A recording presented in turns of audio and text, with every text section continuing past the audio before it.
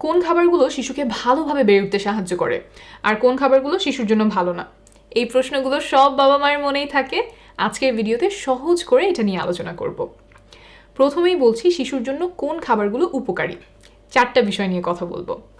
1 number হলো বেশি বেশি প্রোটিন এবং আয়রন আছে এমন খাবার। কেন এটা দরকার আর কোন কোন খাবার এগুলো পাওয়া যায় দুইটাই বলবো। কেন খাওয়াবেন? প্রোটিন শিশুর হাত পায়ের মাংস গঠনে সাহায্য করে, আয়রন নতুন রক্ত তৈরিতে সাহায্য করে। শরীরে যদি আয়রনের অভাব হয় তাহলে শিশুর কোনো কিছুতে মনোযোগ দিতে সমস্যা হতে পারে, স্কুলের পড়াশোনায় খারাপ করতে পারে। অর্থাৎ এই দুইটা পুষ্টি উপাদানই শিশুর জন্য খুবই দরকারি। তাহলে এখন আসি কোন কোন খাবার থেকে এগুলো পাওয়া যায়। মাছ, মাংস, ডিম, ডাল, এই খাবারগুলোতে ভালো পরিমাণে প্রোটিন এবং আয়রন আছে। শিশুর প্রতিবেলার খাবারেই এর মধ্যে থেকে যে কোনো একটা খাবার রাখার চেষ্টা করবেন। 2 নাম্বার খাবার হলো ব্রেইনের জন্য উপকারী খাবার। শিশুর ব্রেইন যাতে ভালোভাবে তৈরি হয় সেই জন্য প্রয়োজন ওমেগা 3 ফ্যাট। শিশুর মেধা বিকাশেও সাহায্য করতে পারে ওমেগা 3 ফ্যাট, কিন্তু এই ফ্যাটটা আসলে শিশু শরীর নিজে থেকে বানাতে পারে না, খাবার থেকে নিতে হয়। তাহলে কোন খাবার থেকে এই ফ্যাট পাওয়া যায়? তৈলাক্ত মাছে ভালো পরিমাণে এই ফ্যাট পাওয়া যায়, যেমন ইলিশ মাছ, পুঁটি মাছ, চাপিলা মাছ, পার্শে মাছ, কাজলি বা বাঁশপাতা মাছ, মহাশোল মাছ, এগুলোতে ভালো পরিমাণে ওমেগা 3 ফ্যাট আছে। এছাড়াও কই মাছ, পাবদা মাছ, চিংড়ি, ভেটকি মাছ, মলা মাছ, এইসবেও অল্প পরিমাণে ওমেগা 3 ফ্যাট আছে। সপ্তাহে অন্তত একবেলা শিশুকে তৈলাক্ত মাছ খাওয়ানোর চেষ্টা করবেন। এছাড়াও অন্যান্য খাবার যেমন বিভিন্ন ধরনের বাদাম থেকে ওমেগা 3 ফ্যাট পাওয়া যায়, তবে এটা যাদের বয়স 5 বছরের বেশি তাদের জন্য, কারণ ছোট শিশুদের গলায় বাদাম আটকে যেতে পারে। 3 নাম্বার খাবার হলো হাড়গোড় শক্ত করে এমন খাবার। শিশুর হাড়গোড় যাতে ভালোভাবে তৈরি হয় সেই জন্য দরকার ক্যালসিয়াম। দাঁতগুলো যাতে মজবুতভাবে তৈরি হয় সেই জন্যও ক্যালসিয়াম দরকার। তাহলে চলুন এখন জেনে নিই যে কোন খাবারে বেশি পরিমাণে ক্যালসিয়াম পাওয়া যায়। ক্যালসিয়ামের জন্য আমি প্রথমেই পরামর্শ দিব দুধ খাওয়ানোর। শিশুকে প্রতিদিন অন্তত 1.5 গ্লাসের মতো দুধ খাওয়াবেন। দুধে চিনি দিয়ে খাওয়ানোর অভ্যাস করবেন না, কারণ শিশুর জন্য চিনি আসলে একেবারেই কোনো প্রয়োজন নেই, বরং এতে দাঁত ক্ষয় হয়ে যেতে পারে। তাই চিনি দেওয়া কোনো খাবার শিশুকে না দেওয়ার চেষ্টা করবেন। গুড়, মধু, এগুলোতেও একই ধরনের ক্ষতি হয়, তাই এগুলো এড়িয়ে চলার চেষ্টা করবেন। ক্যালসিয়ামের জন্য শিশুকে দইও খাওয়াতে পারেন, তবে সেই ক্ষেত্রেও মিষ্টি দইটা না দিয়ে টক দই দেওয়ার চেষ্টা করবেন। 4 নাম্বার খাবার হলো নানান ধরনের ফলমূল এবং শাকসবজি। শিশুর চোখ, ত্বক, চুল এবং শরীরের অন্যান্য অংশ সঠিকভাবে বেড়ে ওঠার জন্য অনেক ধরনের ভিটামিন মিনারেল প্রয়োজন।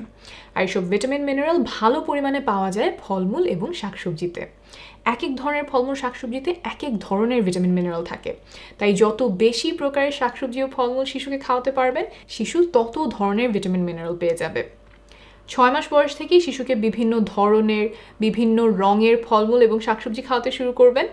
প্রথম প্রথম হয়তো শিশু 1-2টা ফল বা সবজি পছন্দ করবে, কিন্তু আপনি অল্প অল্প করে অন্যান্য শাকসবজি এবং ফলমূলও দিতে থাকবেন, যাতে আস্তে আস্তে শিশু সেগুলোরও স্বাদ এবং গন্ধ পছন্দ করতে শুরু করে। প্রতিবেলার খাবারেই শিশুর জন্য শাকসবজি এবং ফলমূল রাখার চেষ্টা করবেন, যেগুলো আপনি সহজেই পাবেন, এলাকায় সহজলভ্য, সেগুলো দিয়ে শুরু করতে পারেন। শিশু ভালোভাবে বেড়ে ওঠার জন্য খাবারের পাশাপাশি আরেকটা বিষয় খুব গুরুত্বপূর্ণ, সেটা হলো খেলাধুলা। এটা নিয়ে অল্প করে একটু বলি।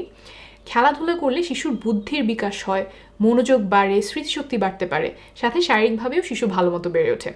কিন্তু আসলে অনেকেই খেলাধুলাকে সময় নষ্ট মনে করেন, কিন্তু সেটা ভুল ধারণা। কতক্ষণ শিশুর খেলাধুলা করা দরকার? দিনে অন্তত 1 ঘন্টা শিশুকে খেলাধুলা করতে দিতে হবে। আর বয়স যদি 3-4 বছর হয় তাহলে সময়টা আরও বাড়বে, তখন দিনে অন্তত 1.5 ঘন্টা করে খেলাধুলা করার প্রয়োজন। আর এর থেকে বেশি সময় ধরে খেলাধুলা করলে আরও ভালো। এখন আসি কোন খাবারগুলো শিশুর জন্য ভালো না। আমরা অনেকেই চিন্তা করি যে চিপস, চকলেট, লজেন্স, আইসক্রিম, তারপর নুডলস, বিস্কিট, মিষ্টি, বাটার বান, কেক, পেস্ট্রি, দোকানের প্যাকেট জুস, সফট ড্রিঙ্কস, এগুলো হচ্ছে শিশুদের খাবার। কিন্তু এই ধারণাটা আসলে ভুল। শিশুদের ভালোভাবে বেড়ে ওঠার জন্য যেসব ভিটামিন মিনারেল দরকার সেগুলো এইসব খাবারে খুবই অল্প পরিমাণে থাকে। তাই এইসব খাবার যদি শিশুদের বেশি বেশি খাওয়ানো হয় তাহলে তাদের শরীরে পুষ্টির অভাব দেখা দিতে পারে। আর এইসব খাবারের আরেকটা সমস্যা হচ্ছে এগুলোতে অনেক সময় অতিরিক্ত চিনি, লবণ, তেল চর্বি থাকে, যা শিশুর স্বাস্থ্যের জন্য খুবই ক্ষতিকর। এইসব খাবার যদি খুব নিয়মিত শিশুকে খাওয়ানো হয় তখন দেখা যায় যে অল্প বয়সে তার ওজন বেড়ে যাচ্ছে, শরীরে অতিরিক্ত চর্বি জমছে, আর একবার ছোটবেলায় ওজন বেড়ে গেলে বড় হয়েও ওজন অতিরিক্ত থেকে যায় বেশিরভাগ ক্ষেত্রে।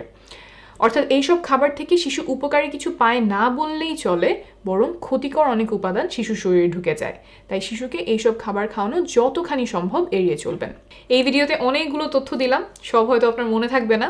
ইন্টারনেটে সহায় হেলথ লিখে সার্চ দিলে এবং গ্রামীণ ফোনের ইউটিউব চ্যানেলে গেলে এই বিষয় সহ অন্যান্য অনেক বিষয়ে নির্ভরযোগ্য তথ্য পেয়ে যাবেন।